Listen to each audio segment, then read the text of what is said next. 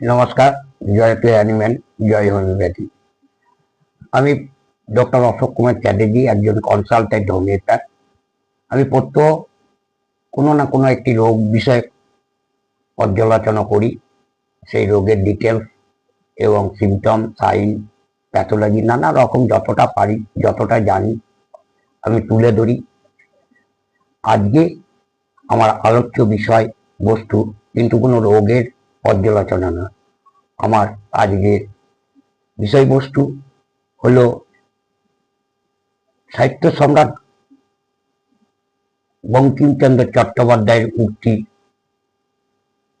তুলে ধরেই বলছি, তুমি অদম হইলেও আমি উত্তম হইব না কেন।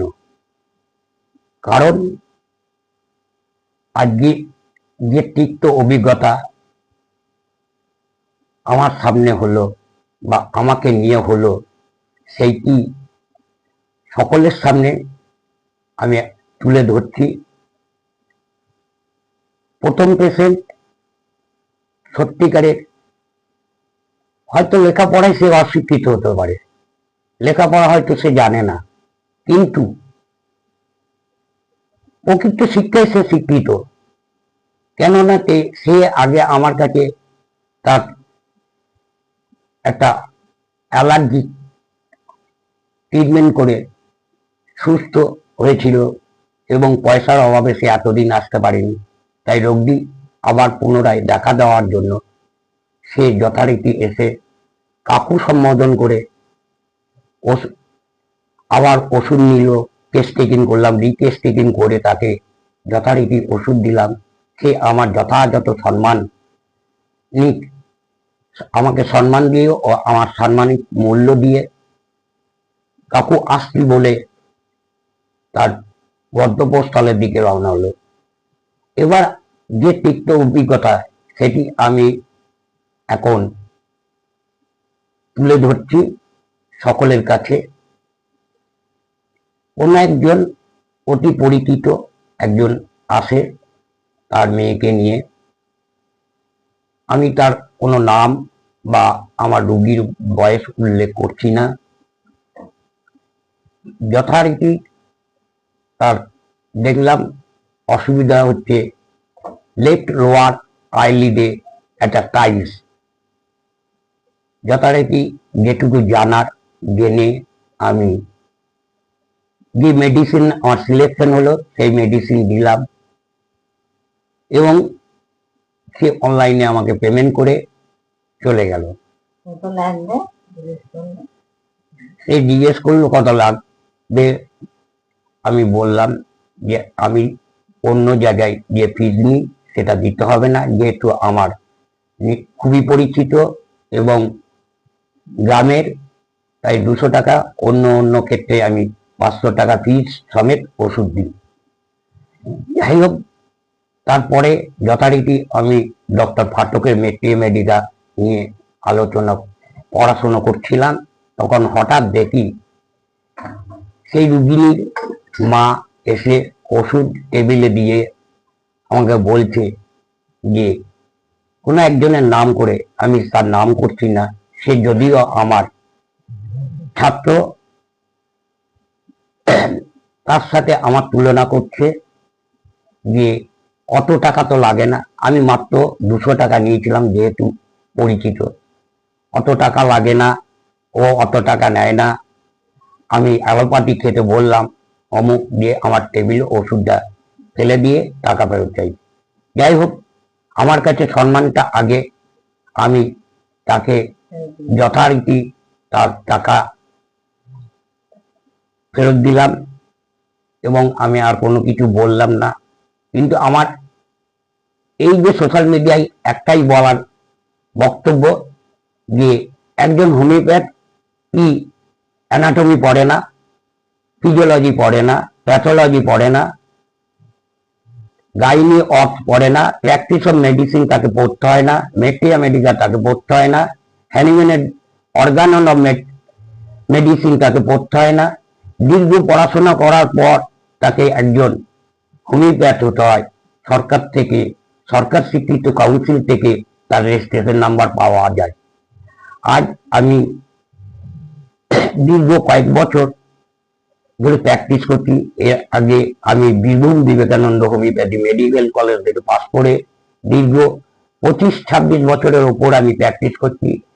এর আগেও ছোটখাটো একটি তিক্ত অভিজ্ঞতা হয়েছিল, কিন্তু সেখানে ওষুধ ফেরত দেওয়া নয়, সেখানে একটা অপপ্রচার হয়েছিল। সেই অপপ্রচারটা কি ছোট্ট করে বলছি। সেটি ছিল কোন একটি পেশেন্ট, সেও আমার খুবই পরিচিত, তার পিসিওডি ছিল এবং রেনাল ক্যালকুলাস ছিল। আমি তার যথারীতি টেস্ট টেকিং করে প্যাথোলজি অ্যাডভাইস দিয়ে ইউএসজি ফর হোল অ্যাবডোমেন করতে দেওয়ার পর দেখা যায় যে আমার ধারণাই সঠিক, এবং কিছুদিন একবার ওষুধ দিয়েও সেখানেও আমার নামে অপপ্রচার হয়।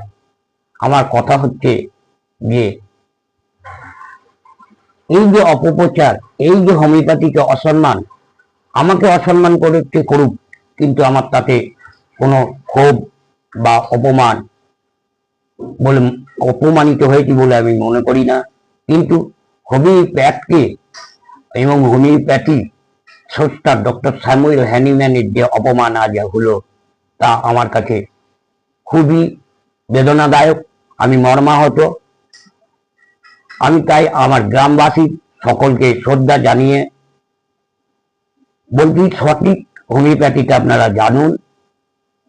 হোমিওপ্যাথি হচ্ছে সময়ন্তী, সিমিলিয়া সিমুলিয়া সিমুলেন্টার। এখানে কোনো টনিক নেই, এখানে কোনো মাদার টিংচার নেই, এখানে কোনো কিছু নেই।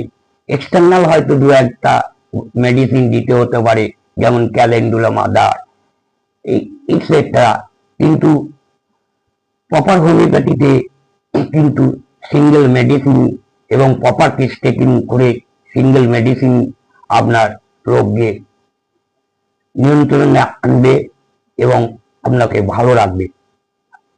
হোমিওপ্যাথিতে কি ছোট্ট করে বলছি, বেশি ডিপে আমি অর্গানন অফ মেডিসিনের ভিত্তিতে যাচ্ছি না। ধরুন একটা বড় গাছ, বড় বাড়ি, তাতে একটা পাঁচিরের চারিদিকে বট অসত্য নানা রকম পাঁচির ভেদ করে উঠছে। এবার একজন রাজমিস্ত্রি কি করবে, বা বাড়ির মালিক হয়তো একটা ছোটখাটো রাজমিস্ত্রিকে ডেকে কেটে উপর থেকে একটা করে ছোট্ট করে প্লাস্টার করে দিল। কিন্তু যে সত্যিকারের রাজমিস্ত্রি, প্রকৃত রাজমিস্ত্রি, সে বাড়িটিকে বাঁচাবার জন্য কি করবে না, প্রথমেই গাছটি যেখানে হয়েছে সেখানে ফাটিয়ে গাছটার রুট তুলে নতুন করে ওই বাড়িটিকে মেরামত করে, যাতে ভবিষ্যতে ওই গাছটি আর আগাছা হয়ে মাথা চারা না দিতে পারে। এটাই হচ্ছে হোমিওপ্যাথির বিষয়বস্তু, এটাই হচ্ছে হোমিওপ্যাথি। মেডিসিনে সঠিক মেডিসিন দিয়ে আপনার সঠিক চিকিৎসা হোমিওপ্যাথিতেই হয়। আর কিছু কথা না বললেই নয়। আমার গ্রামে যখন কোনো কিছু হয়, তখন হয়তো আমি বা আমার কাছে না এলেও, যখন কোনো বিপদ, ধরুন আপনার ছেলে পরীক্ষা দিতে পারেনি, মেডিকেল সার্টিফিকেট লাগবে, তখন ডক্টর চ্যাটার্জি একজন পাস করা, ওর কাছে গেলেই সার্টিফিকেট পাওয়া যাবে। আমি নির্দ্বিধায় গ্রামের মানুষের অল্প পয়সায় দিয়ে দিই।